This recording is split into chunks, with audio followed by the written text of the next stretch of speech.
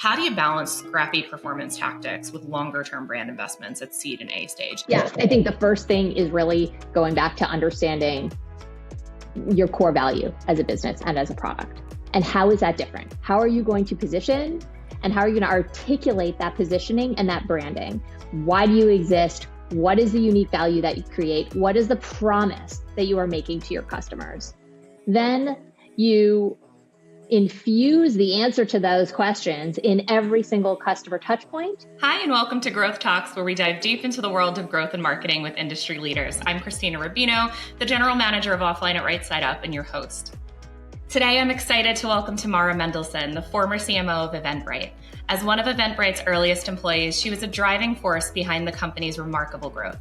Over her 15-year tenure, she helped take Eventbrite from $1 million to over $300 million in revenue. She built the marketing function from the ground up, leveraging content, SEO, performance marketing, and product-led growth to scale the company into one of the world's most successful event marketplaces. Tamara, thank you so much for joining me and being on the show. I'm thrilled to have you. Thanks so much. I'm excited to be here. Awesome. Well, we can get straight into it. You were one of Eventbrite's first employees. And then later, obviously, as you grew in your role and tenure and the company grew, you became the CMO during a major period of growth, scaling across new categories and markets around the world. So I guess where I can start first, how did you and your team build a marketing strategy over time that could scale globally while staying true to what made Eventbrite Eventbrite and resonate in the first place? Yeah, I think that for me, it really came back to the fact that I was there at the beginning when we were defining our DNA and figuring out what made us unique. In the first place, that was like in my blood because I had been a part of building it. So I had the unfair advantage when I came full circle back into the CMO role 5 years ago. I was one of our earliest hires, as you mentioned, and I got to build out the marketing team in that first 0 to 1 phase. And I think that in those early days, there were two things that I was relentlessly focused on. One was our customers. I didn't come from the events industry. I didn't know ticketing. And so I used our customers to really learn the industry, to understand the pain points, the context that they were operating in, and really figure out what was it that was going to make Eventbrite unique and make us stand out and help us grow in a market where there were large incumbents and many competitors. And then I think the second thing that I focused on in those early days was really defining who we are. And I, again, looked to our customers to figure out how could we stand apart and position ourselves and what was our reason for existing. And so because I was able to be such an integral part of those early kind of DNA formations, there was a middle period in Eventbrite where I ran product, where I was a GM of a business unit, and I got to build a bunch of other skill sets and understand the business from different dimensions. So when I came back into the CMO role, I was able to take all of that learning and that core understanding of our value and our brand and bring that into a much bigger marketing role and business at that time. And I think for us, staying true to the customer and their needs was something that I think persisted through my entire 15, 16 tenure at Eventbrite, and letting them guide us and help us understand where our true value was and what to lean into. And then I think that what changed in that second stint as a CMO was really the opportunity to redefine our value proposition through product marketing and go product marketing first. And it was an interesting and amazing opportunity to kind of marry those kind of early core values of ease of use, the empowerment to be able to serve a community of event creators that didn't have other tools available to them to become a really successful event producer. That was like the core beating heart of Eventbrite. And then marry that with new value propositions and new positioning in the market the second time around as we were building much more of a consumer destination. And all of a sudden we could help creators find audience. That was a new message for us. And marrying those two things was a really awesome opportunity in that second phase. Yeah, I love hearing you talk about the breadth of it that way, because so very often, especially when you're 0 to 1, and I'd say even like 1 to 5, I know we always talk about there is that like critical early juncture where a lot of startups overcommit to bottom funnel. But something that I find particularly compelling hearing how your team and you definitely prioritized a full funnel strategy at the outset. And I think some of that has to do with your DNA as a marketer and your DNA as an employee there. But I also know that it had to have taken a substantial lift to align brand and product and performance teams around that vision. So can you speak a little bit to that lift? Because I think there is a misnomer or misconception sometimes that it's like, well, when you're earliest on at a startup, you should just be focusing on the core. But the brand platform is the foundation on which things are built. The product, you have no reason for being. Your raison d'etre is the product. So yeah, absolutely. At the end of the day, growth is growth. If you're just focusing on the bottom of the funnel and direct response, you're basically sweeping up the whatever latent inherent demand you found with your product market fit, but you're not doing anything to build the top of the funnel, increase awareness, build intent so that you can then continue to harvest that over time. But you're also not giving your customers a reason to really identify with you and love you and feel that connection with, which ultimately translates into greater LTV, higher retention rates, which give you as a marketer tons more opportunity to then pour that back into the top of the funnel to continue to grow your market share. And so I think that my philosophy always in building out the marketing organization was to have these various skill sets in concert. At the end of the day, there's one narrative for your brand. And when I say for your brand, it's for the value that you are delivering to your customers. There's one way you articulate that. It could, have different flavors across different channels. But at the end of the day, you need to have a really strong perspective internally about why you exist and what value you're delivering to your customers, and then have that shared goals and accountability for growth across the entire marketing organization and across the entire business for that matter. Yeah. And nothing that you talked about just now is expensive or unavailable to startups at the earliest stage. I think there's like this perception that some of the tactics and the strategies that you're discussing are for bigger organizations. Like when we grow up, we know what we want to become. But it's like, well, if you already know what you want to become when you grow up, maybe start laying the groundwork now, right? Nurture a little bit. Absolutely. I think there is this misperception that brand marketing is, big TV ads and billboards, and it's not. Brand marketing is about building an understanding of the value that you create and building awareness for that value. Another way I articulate it is that brand is the promise that you make to your customers delivered consistently across every single customer touch point. And so brand is not just a marketing activity, is especially in tech, a product activity. It's a customer service activity. It's a sales activity. It really needs to span the breadth of different siloed functions because your customers don't care which team owns which channel. They're trying to understand who you are as a business, what value your product delivers to them, and how it fits into their lives. And if you want to take it a step deeper, how they identify with it. And so that early brand work for a startup looks like figuring out why you exist. How do you articulate that? I think like Simon Sinek has that amazing TED Talk that I love and refer back to all the time, which is people brought by why you do it, not what you do, right? And so really articulating that early on doesn't cost anything. It costs a time and some thinking and some thought, but that work to really understand what is the value that you deliver? Why do you do that? Why do you exist as a business? And what does that mean to your customer base? That's going to make every single part of your product, your marketing strategy, your customer service strategy, your sales strategy better and more aligned. And if you can do that work early, then you're laying that groundwork and that foundation for stronger customer retention, stronger lifetime value, better and more consistent performance marketing. Yeah, I couldn't agree more. It is a really challenging position to be in. And I know some people listening are in this position right now where all of a sudden 3, 4, or 5 years into a business, you're having to answer questions about retention and life cycle that could have been answered by having a really clear reason why. And that very much extends to a product that people are considering using or buying. So it doesn't surprise me to hear you describe it this way. I can see how in the industry, we turned brand into a big, scary thing with a capital B, right? But the most beloved brands, I know a lot of them that have never done a TV ad.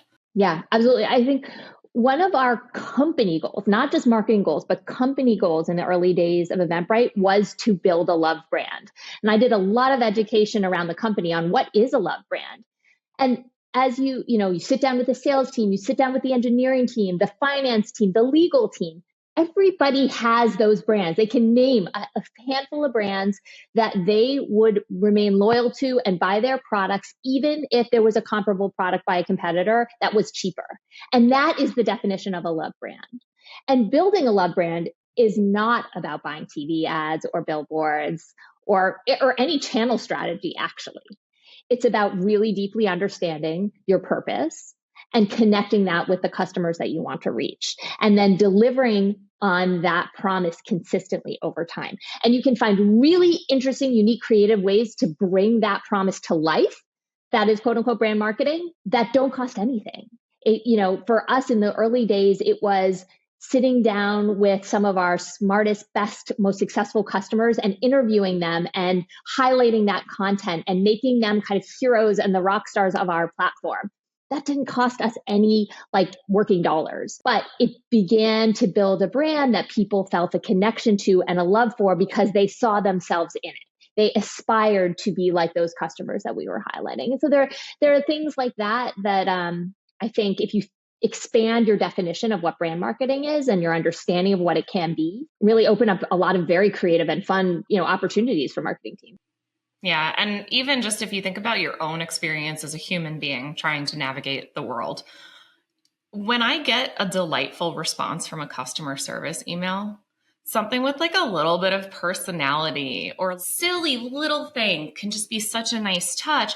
But on the flip of that, I do want to talk about measurement and performance and channel mix a little bit, because I do think it's interesting that you're like, well, yeah, brand marketing doesn't have to include working dollars, but brand is notoriously nebulous and hard to measure in terms of performance.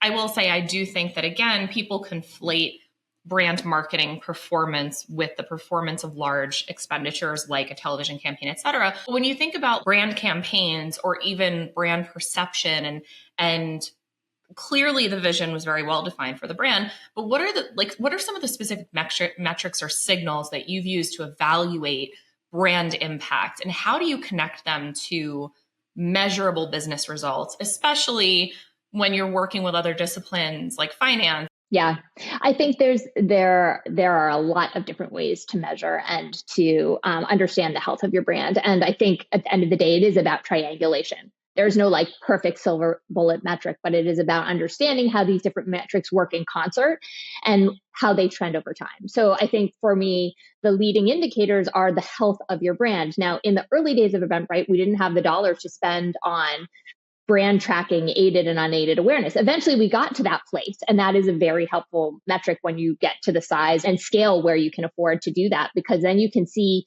market by market, segment by segment, how you're doing in building that top of the funnel awareness and understanding for your value and for consideration for purchasing your product. But I think there are other metrics that can give you that same sort of indication, like search volume is a great one. And to just understand your branded search volume and how that is changing over time and shifting over time, again, by geography, sometimes depending on your business. And I think that seeing lift in those numbers gives you indication of where you are making inroads on building that kind of not only the awareness, but the intention, right? When people start to actually search for your brand, and your direct traffic is another great indication of that. Yeah. Well, even you just mentioned intention. I also, not only just volume for brand search, but something I tell people, and I forgot about it a little bit until you just mentioned it, but I like to look at long tail brand queries, because what you wind up learning in that moment is oh, they can't find that thing that we thought was front and center on the website, or, oh, they're searching for the Better Business Bureau when they pull up our brand. One of your most searched things is such and such Better Business Bureau. And it's yeah, that's not great. Or conversely, it's and this is more common now, but brand plus Reddit. And so if you think about that, like, I don't know about you, but when I'm making a big purchase, or even if I'm like, oh, I don't know, like if I want this or if I want that, I will absolutely search and look for what I want on Reddit, because that's where like the real content is. So it becomes also about like, yes, measuring volume, but intent behind traffic. Like you can learn so much from these. I mean, brand search volume is free to learn from. Brand terms are free to learn from. And if you're using the tools that are available to you to their fullest extent, you're going to be able to learn some stuff. What are some early measurement mistakes you see or have seen made early on that could limit growth later? Yeah, I think it's focusing too much on the lagging indicators, which are your bottom of funnel metrics. I think they're the metrics that CFOs are often the most comfortable with. They're the easiest to explain. And so they become kind of a crutch, but they are absolutely lagging indicators. So, people obsess too much over low, what your CAC numbers are and lowering that. I think, LTV is another one that you probably don't want to overly focus on too early. There are these like mid-funnel metrics that are important to look at, which is like branded click-through rates. That tells you like, are you reaching the right audience? Is the content resonating? Landing page conversion rates, direct traffic, growth, first party content engagement. So engagement with your social, engagement with email signups, return visits, that content, other content consumption, depending on your business. And I think you actually need all three of those buckets to understand the health of your growth engine. I'm not just going to say your brand, because your brand, it is growth. But to understand the health of your growth engine, you need to triangulate those leading indicators that we talked about at the beginning, the brand health. You need to pair that with these mid-funnel metrics. And then also those lagging indicators. They're not like, we shouldn't be allergic to them either. But I think the mistake is looking just at that group of metrics can really obfuscate bigger problems that are coming down the pipe, right? If you are not filling the top of your funnel with new consumers that are becoming aware of your product, with new consumers that are now starting to consider it and are building some intent towards it, then like at the bottom of the funnel, you're gonna scoop up all the direct response traffic, all the people that have immediate intent. And then there's going to be no one left, right? It's like you harvested your garden and you forgot to plant seeds for next year. And so all of a sudden you have like 1 carrot left over there and you're like, oh my God, it's going to get really expensive to harvest that 1 carrot, right? And so where are you going to get future growth from? And so that's why it's so important to think about growth as like all elements of like feeding this system, where direct response and performance marketing absolutely has a role. You're sweeping up that bottom of funnel intent, but you've got to be thinking about how to build that top of funnel intent, but also nurture those customers that you've already gotten. Like at Eventbrite, we always used to say the lowest cost acquisition channel is customers who we've already engaged with. How do we re-engage them? How do we get them to come back? What is holding them back from coming back? And do we deeply understand that? And are we systematically eliminating those barriers and those friction points, right? And so thinking holistically about your audience, where they are, how to reach them, how to engage them is really the goal of marketing. And I think that I would much rather have that conversation in a marketing strategy discussion than should we do brand or should we do performance? Should we do awareness or should we do direct response, lower funnel marketing? It's not a dichotomy. It's not an either or. These things work together. Now I can see, for people listening, a couple of other members of our SLT here have worked with Tamara. We're employees at Eventbrite and we're on her team. And they were just like, the two of you need to meet, but also she is such a source for information and just drops knowledge bombs. And I'm just sitting here going like, yes, please preach the good word, because I think it can be really challenging to wrap your head around some of these concepts. I have met so many smart marketers in my career, in my time here, that are incredibly capable. But as an industry, and especially in a lot of growth circles lately, there's like so much talk about blending brand and performance. Whether or not marketing funnel is the right way to think about it, it is, for the most part, the way that all of us have agreed to talk about this thing. And it very much is, if you're nurturing every part of the funnel, it is very much still a very like a working concept. But it can feel really tricky when, to your point about just focusing on those end result, like really laser focusing on those metrics. What's your take? Like, are we getting better about this as a discipline, as marketers? Is it like, are we starting to make a meaningful shift towards this? Or is this like rebranded marketing speak? No, yeah, I actually do think we are shifting. I feel that and I sense that in the teams that I've built and in recruiting, people that are at the top of their craft, there is a shift in how we think about it. And, I work incredibly closely with Casey Winters, who is like maybe one of the best kind of growth minds out there. And, he's a big proponent of talking about growth loops. And all of these different frameworks make sense to me. Nurture them to increase the velocity of those journeys. At the end of the day, you're thinking about your customer.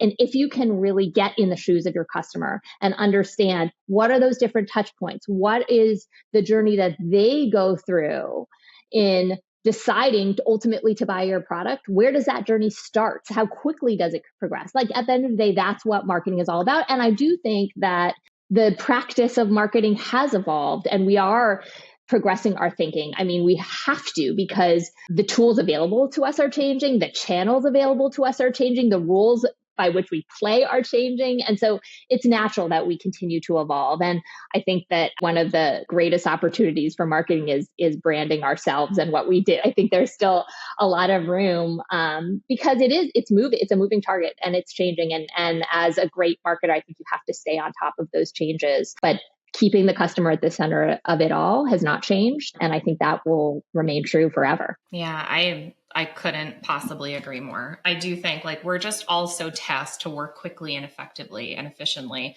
And sometimes it's hard to, my therapist has a really good, she's going to love this actually, but she has a really good, she's like, pause and process, don't plunge. I know, isn't that good? She's amazing. But also I just think about like slowing down to speed up. Yeah. And it does feel a little bit like we had a really good run as performance marketers for a minute there where it was just like, yeah, I don't know, like our Meta and Google spend is cranking and we're just doing it. And it's like, yeah. And it's like, sure. And then all of a sudden your channel mix was completely disrupted.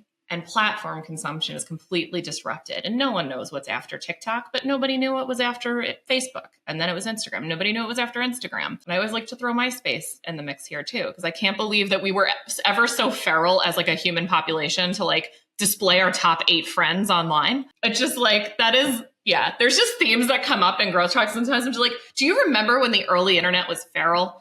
Oh yeah. Yeah. We did some crazy stuff.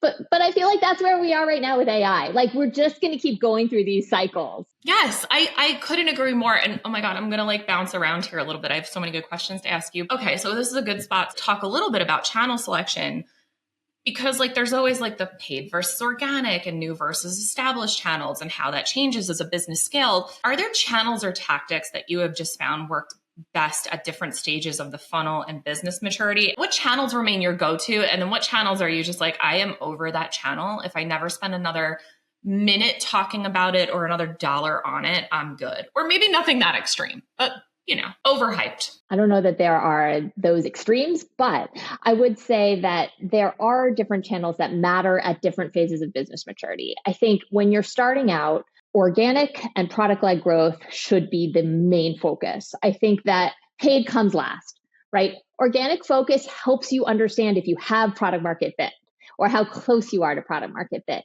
And until you really nail that, until you feel like you know how to grow LTV, don't worry too much about paid. Paid is interesting because it can help you learn faster to help with organic. And that is a really good use of paid in the early days. So we spent very little money, but the money we spent was really to help hone in on how we articulated our value proposition in the early days of Eventbrite. We were running very concerted experiments with like very clear criteria for success to understand what were the messages, the value propositions, and the benefits that were going to resonate and which audience segments were going to be the best for our product. And by the best, I meant where would we find product market fit? Where could we acquire customers that then stuck around? And so paid, if you have the money to spend in the early days, should be used just for that. It is not about juicing your growth numbers because it can fully obfuscate the fact that you don't have product market fit and that you're going to run out of runway very quickly and be completely blindsided by it. So early days, like 90% of your effort should be focused on organic and product-led growth, because there's so much work to do in everything from like optimizing the funnel. But I think that optimizing the customer journey is really, really critical. And at Eventbrite in the early days, we focused on the negative space. So where were people dropping out of the user flow on their journey to becoming a customer, and why? And relentlessly going through and plugging those holes. And then figuring out, okay, where were the greatest organic sources of new customers coming from? And guess what? We found out that like attendees of events were a huge source of new customer, new creator, new event organizer acquisition for us. Now, it was a small percentage of that overall attendee population. But if you looked at the pie of like where were new customers coming from, it was a huge part of that pie. So that was a really interesting challenge to figure out, okay, how do we make the attendees who are likely to become event organizers very aware of Eventbrite without like messing up the user experience or the product experience for the other like 99% of people that were buying tickets on Eventbrite. And so by figuring that out and then really optimizing that acquisition source, that organic acquisition source, we had like a year of runway to really grow that channel and didn't have to spend $1 on it. So I think that, that's a long way to describe sort of my general philosophy, which is like early days, don't spend a lot of money. The money you should spend should be spent on learning with very specific learning agendas. And the results of those learnings should be able to make your organic channels move faster, be more effective, more efficient, and then layer in performance later. I would say the other thing after focusing on kind of the organic channel acquisition levers is focusing on content. I think that even in the world now, as it's shifting to more, LLM and answer-based queries, I think that having great content out there is still going to be critically important.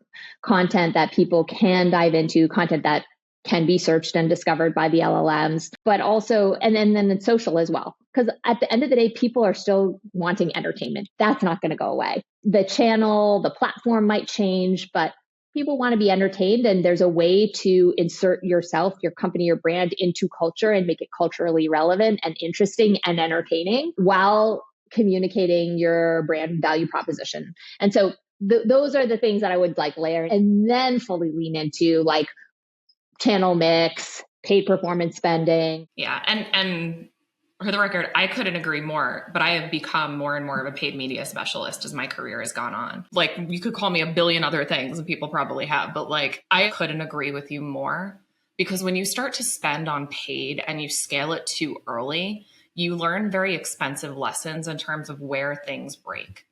I tell people this all the time. I'm like, have you broken your website fully yet? I have spent so much time advising many of our advertisers of like, don't do this or don't spend that. Or there's brands that come around 3-4 years later after we talk for the first time because I'm like, you're not ready. And it's not a bad thing to not be ready. This is not the best expenditure of your dollars at this point in time. And if I were you in-house, I would want to hear that. I would want to be open to that. Because, and like, to be clear, you also don't want to be cheap when the business scales. You are going to need to invest in paid media substantially, especially at later stages in the business, but it comes with inherent risk, right? Totally. I recently learned how to surf. And I really think of this as like a surfing analogy. If there's no wave and you start paddling and you try to stand up, you're going to fall down. Like it's not going to work. Conversely, if you watch the wave pass you, and as a beginner, there's plenty of that where you're like, shit, I should have gone, right? Then you have to just wait for the next one. And so like the timing is really incredibly important. And in surfing, you get really good at like seeing the horizon and the waves coming. Like, is that going to be a good one? Is this the one that I want to go? And then when you decide to go, you start paddling before the wave actually hits, right? Performance spending is very much the same. And you spend a lot of time cultivating those waves, right? That's like the brand building work that I was talking about. And then when that surge comes, and often that surge involves things that are out of your control as well. So like in Eventbrite in the early days, we ended up getting a massive surge of relevancy and interest from social media, from the way mobile was evolving, right? These like external forces and tectonic shifts in how consumers behave and how technology is empowering and enabling new behavior is absolutely part of that wave that you want to time. But a big piece of that is knowing and understanding like that you have your fundamental set to like really beat this analogy to death, right? So that when you do stand up on the board, you know where to look, you know where to put your feet, you know where to put your hands, you know how to balance, you know how to feel the wave, right? That's all the early organic optimization, the making sure you have product market fit, making sure that your website's not going to break in ways that you haven't anticipated. All of that is so essential in those early days. Like for me, it was like stand up and look like a goofball on the beach, stand on your board on the sand and really understand what's going to work and what's not. And so anyway, there's a full surfing analogy for you, but I think that it really does apply in terms of how we think about when and where to apply performance spend. I've never heard anybody use that analogy, and I love it so deep. I've never surfed in my life, and anybody who listens to this and knows me well is like, that's probably for the best because you're the least coordinated person I've ever met. Same reason I don't skate, but I love it so much because you don't get to control external factors. You can only control your response to them and your readiness to ride them when it happens. Like, I think about Duolingo in that kind of instance. Like, I'm sorry, but like you guys, and I mean this in the best possible way, we lost the plot at some point because an owl died. And you're just like, what the hell? And if they weren't ready for the entire internet to be like, what? Like, they were so ready to ride that cultural wave. And like, it can be so transformative for a business. But if you let that wave pass you by, you don't know when another one is coming because it has to do with external factors that you can't impact. And then one more question, and then we have a little game that we play. So we'll play that in a minute here. But there is like this growing pain right in the middle of a brand's path to scale where it's like, I really want to test and iterate in these ways, but the risk to my marketing budget and mix, the risk to our bottom dollar, literally, is terrifying. And especially when CAC starts creeping upward. And again, CAC is not the be all end all, but it is in a lot of organizations. So how do you manage risk in your marketing mix, especially when CAC starts creeping upward in those like very experimental touch and go phases? I love thinking about this as like the awkward teenage phase of marketing because it is. And there's so many things when an organization is in that awkward teen phase that are just bad. It's the braces, it's the acne, it's the like social awkwardness, all of that manifests. Yeah, it's the boyfriend in Canada. Like, listen, okay, it's you look back and you're like, did we really? And it's like, you did actually. Oh yeah. All those things there are like perfect analogies for in an organization. But a couple things come to mind for me and how we navigated that. I think CAC starts to creep up when you haven't been investing in building awareness and building intent, right? Back to like the beginning of our discussion and why it's so important to focus on the entire ecosystem of your marketing tools and channels and not just at bottom of funnel direct response, because your CAC will go up. You're going to clean up. It's like shooting fish in a barrel. At some point, there's like 2 fish left and it gets really, really hard. You've got to be, figuring out how to fill that barrel up over time. But I think for us, it was about the mix in terms of, back to your question, how do you like navigate and mitigate some of the risk, and thinking about your marketing mix and your marketing activities as a portfolio. We really started to call it these things at Eventbrite. Like, you have your core marketing strategy, channels, spend. These are things that are proven, high efficiency channels that will drive growth pretty consistently. Then there's other end of the spectrum, your experimental portfolio. And based on where your business is, the profitability of your business, the stage of growth, right? You figure out how big that experimental budget and like piece of the pie should be from like a time or resources, a people, focus. There are points in time where you want that to be bigger because you need more things like in the pipeline coming down the conveyor belt that are going to then turn into like these growth opportunities. And that's like what's in the middle, which is like, okay, there's some mid-risk bets here. We've kind of eliminated the greatest risk. Like we know that there's audience in those channels. We know that there's opportunity to improve whatever metrics we're tracking for those channels.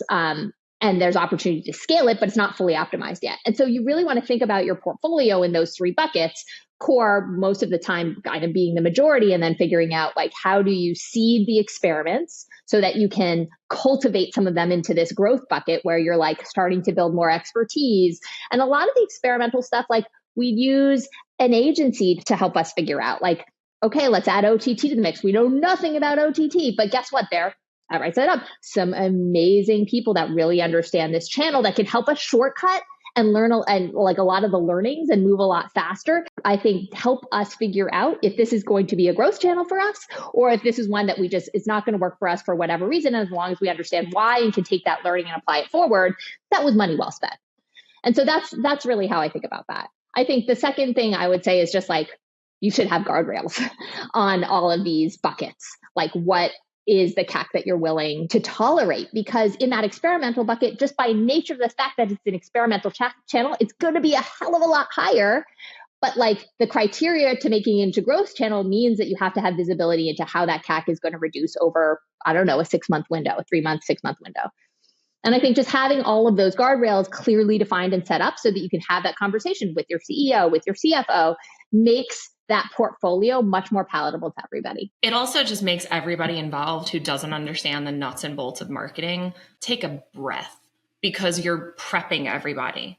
CAC will go up during this phase. That experimental budget, clutch your pearls, because oh my God, you are not going to want to see that. When I see marketing, like I can kind of clock it. We sometimes turn away clients because I'm like, I can tell that you desperately need this highly experimental test to work. And I'm like, that is a bad spot for you to be in. And I don't want to be in that spot. I'm willing to help you, but I need to bring it back to your surfing analogy. You're kind of paddling and watching a wave pass you by at that moment in time, and you're trying to spend to get ahead of it. And it's like, you're in a bad spot. But if you're taking steps to, we know this is going to happen. We're going to be really methodical about how we're scaling and measuring. We are looking at specific KPIs, and we know what's going to happen with them. Like, it's not, oh my God, we're going to test this. And like, we don't even know what's going to happen. It's like, no, if you have a really solid experiment designed, you know what your CAC's going to be week 1. You know what you want it to be by week 4. You kind of know where you want to be by week 12. And then a year from now, it's got to be in line with the rest of your channels. Or maybe 6 months from now, it needs to be in line with the rest of your channels. But that tolerance and tolerability changes organizationally. And the more you can prep key internal stakeholders to be aligned when that like thrash happens, everybody's going to be in so much of a happier spot. And then you avoid the like 8 p.m. calls or 8 a.m. calls where it's like, what in the, I open the debt and you're like, yeah, no, I know, but we knew this was going to happen. I'll give us a brief pause here. We do a little game that's called the A/B test. And I hope that it is the least scientific test that any of us run, because I'm just going to ask you some work-related questions and some funsies ones, and you just pick one. You can have one, it depends, because everybody's always like, well, it depends. And I'm like, okay, but it can't always depend. All right. Pick one. Okay, so let's start. Unlimited media budget or unlimited creative budget? Unlimited creative budget. Organic or paid media? Organic. I figured. Pizza or tacos? I know. So hard. That can be your it depends, and I will respect you. No, it doesn't depend. So it's like both. But I think yes. Pizza, like a good Neapolitan, like puffy crust, thin in the middle. Yeah. There's no correct answer to that question. So shopping in person or shopping online? Oh man, I am an e-commerce fanatic. I built my career on e-commerce. So I'd probably have to go online, but it depends. That's my it depends probably. Okay. I hope I'm not using it too early. You can have more than one. It's very scientific. Oh, okay. Yeah. I think, in the early days of my career, when I was an analyst at Forrester Research, I spent my time thinking about and focusing on e-commerce and multi-channel retail. And the insight at the time, and I don't think it's changed, is that it's both, right? There are some categories and some things that are you just have to feel, you just have to see and touch and experience in real life.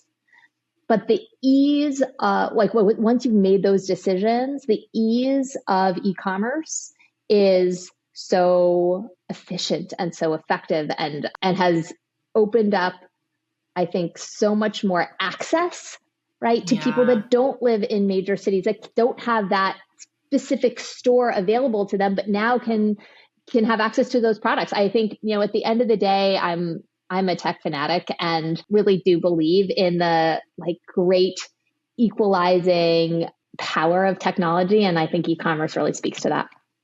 Yeah. But there's some times where it's you just got to feel it. But if I'm looking at a coat that feels expensive for me and I gotta feel it. I gotta know, I gotta see how it looks on. Clothes are tricky. There's stuff where it's and then conversely, I'm I'll just order 3 bathing suits. I'll keep 2. You know what I mean? There's ways to get around it. That's a whole other thing. I'm sure that somebody just clasped their pearls of you're the problem. Yeah, I know. We all know how we shop with e-commerce. And the downstream impact on the environment and all of that really fun stuff that we're not going to get deeply into. But there's some times where it's an in-person experience and retail can also be marketing. Yeah. It's 100%. It not can also, but retail is marketing. It is. Retail is marketing. Retail can also be community and connection, especially for small businesses. And there's something really special and irreplaceable about that. I always look at Aviator Nation as a brand. Yeah. I love Aviator Nation, and on the face of it, you're are you really going to spend that on a hoodie? And if it's the perfect sweater, I am, because I've had some of them for 8-9 years now. And they actually got better with age. But if you look at their stores, you're why does this? And it's no, the stores are experiential. You go into the branding is immersive. And even there's a store they have in California that has events and does workshops, and it's their little home. I mean, that sounds like one of your love brands, right? A brand that you will spend more on because you feel an emotional connection, because the brand represents something that is meaningful for you and to you, and that you want to be a part of, right? This sort of community element. And so I think that's a great example of a brand that has done a fantastic job building that kind of love and loyalty among its customers. Okay, AI generated content or human generated content? Both. That is absolutely both. I think AI assisted human generated content is where it's at right now. We talk often here about human in the loop of things get really wonky real fast. Anthropic just released a really fascinating example of they had, I believe it was called, I could be wrong, but they basically had an AI run vending machine in their office. And I'll send it to you after this. And for anybody listening, you should look it up. They actually published how it happened, but the employees started messing with it. And eventually an employee talked it into stocking tungsten cubes and then giving it to them for free. And it is a wild story. It's phenomenal, actually. That's it is. Cool.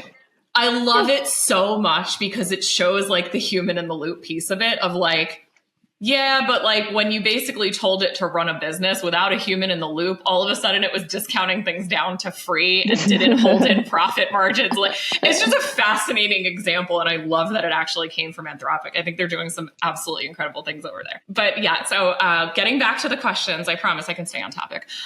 Mac or PC? Mac.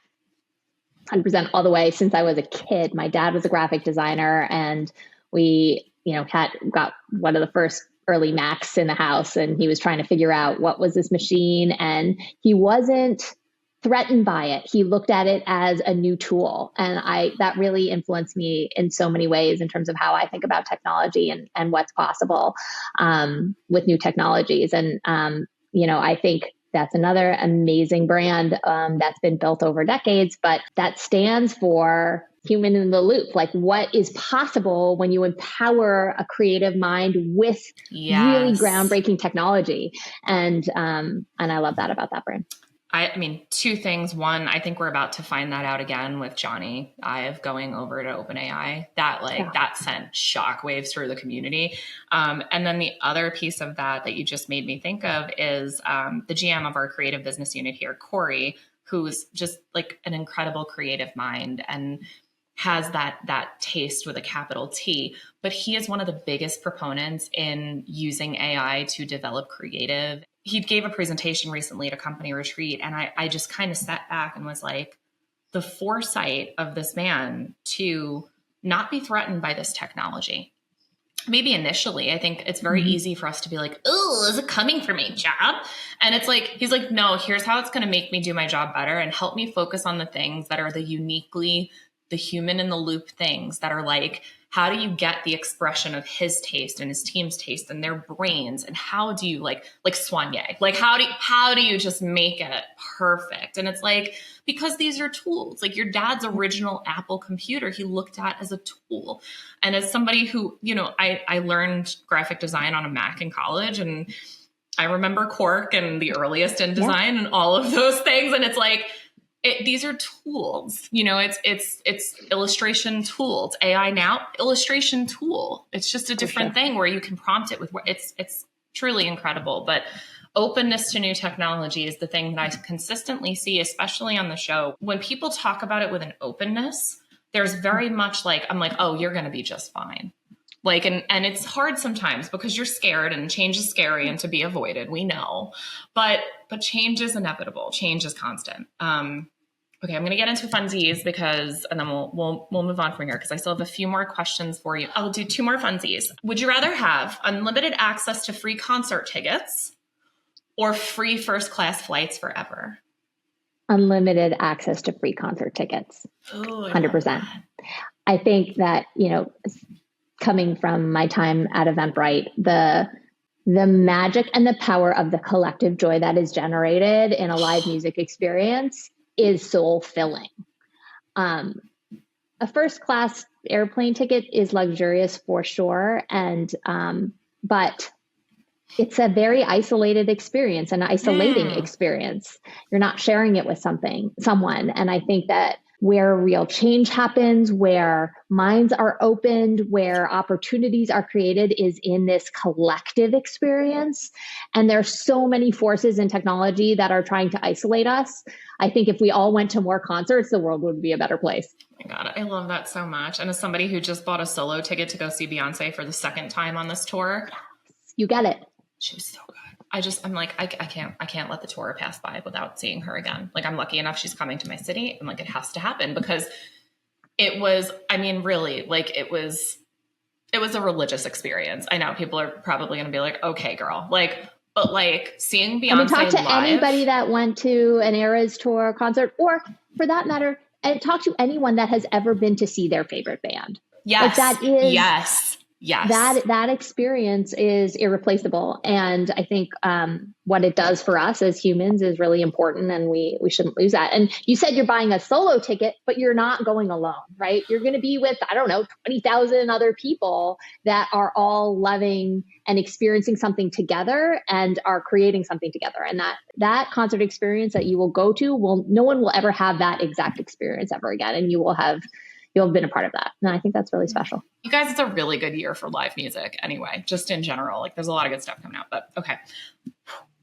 We'll get back into work now. I'm kidding. It's a good thing. We don't have to spend too much time on this because I think a lot of the knowledge that you've already dropped helps people understand how to build a brand that lasts. But just to throw this out there, Eventbrite went, under while you were there tenured, went from $1 million to $300 million in annual revenue. This is a seismic shift as a company matures and grows. That's a very different company.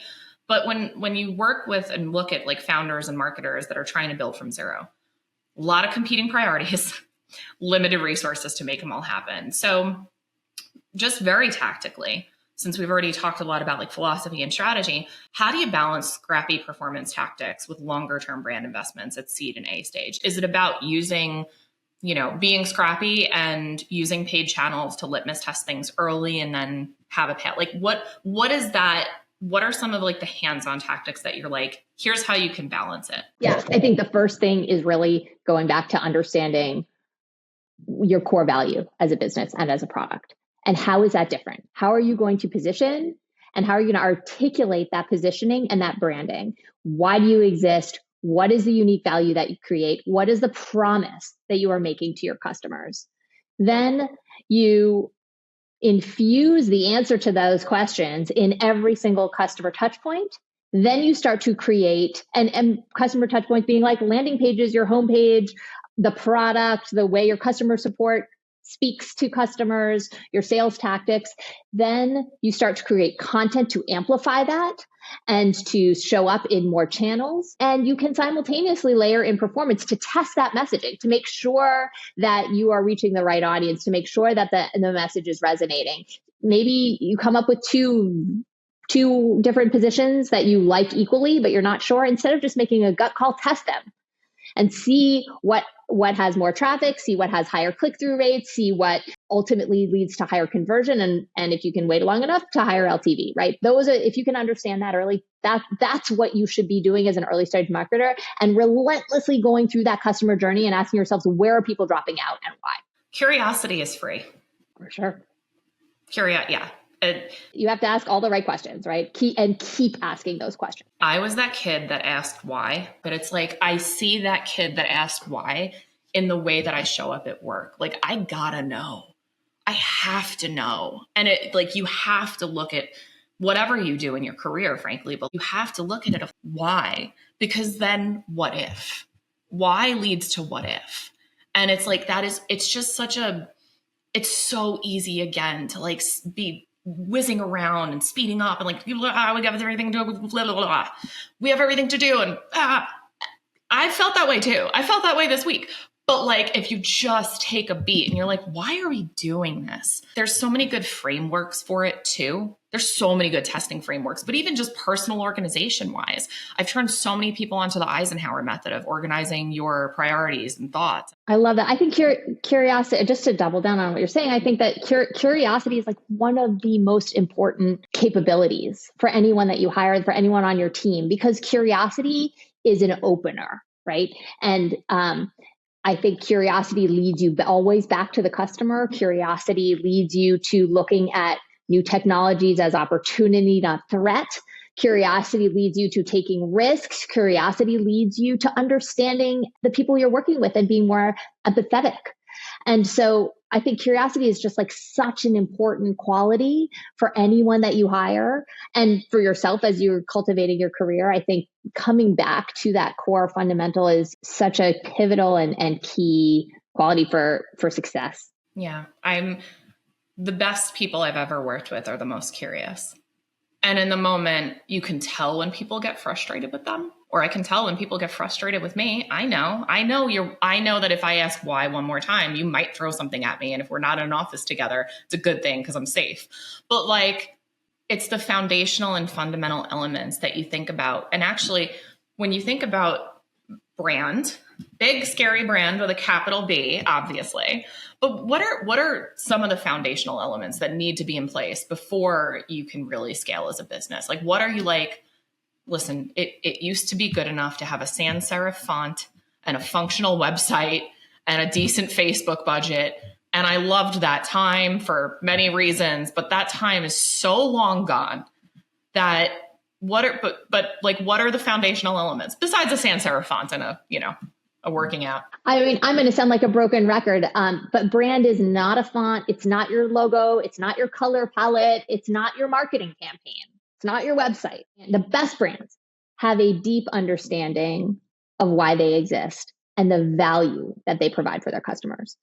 And the articulation of that promise and the ability to reinforce it and deliver on it is what brand is.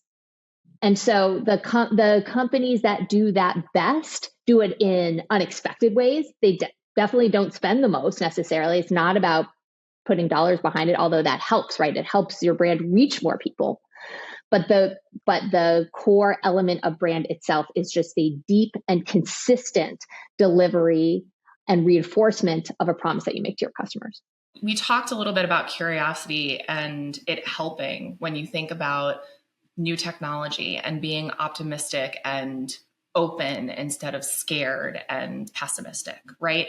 So the topic du jour is AI. Obviously, you can't go more than a business hour without somebody talking about it. Frankly, I don't go more than a business hour with using it. But where do you see AI truly adding value and helping marketers? Like, what areas of marketing do you think AI is going to disrupt first? And then what do you think will be like the last to fall? Yeah, well, I think it's already disrupting content creation. Tools like Jasper were very early on to this, and it makes sense, especially in a world pre-LLMs where SEO was the name of the game and it was just a volume of content. All of a sudden you could create, and you had a list of keywords, you could create a ton of content. Now, I think things are shifting and that type of content is no longer valuable and is not where the future is going. However, I think the tools that are helping marketers think through content prompts, brainstorming, creating outlines, fleshing out existing outlines. On the creative side, the tools I've seen are rapidly improving everything from translation to video. And so that's an area I think that's already currently being disrupted. If you're a marketer and you're not using AI in some capacity for content creation, you're not using all the tools that are at your disposal, and you're at a disadvantage to your competitors who are.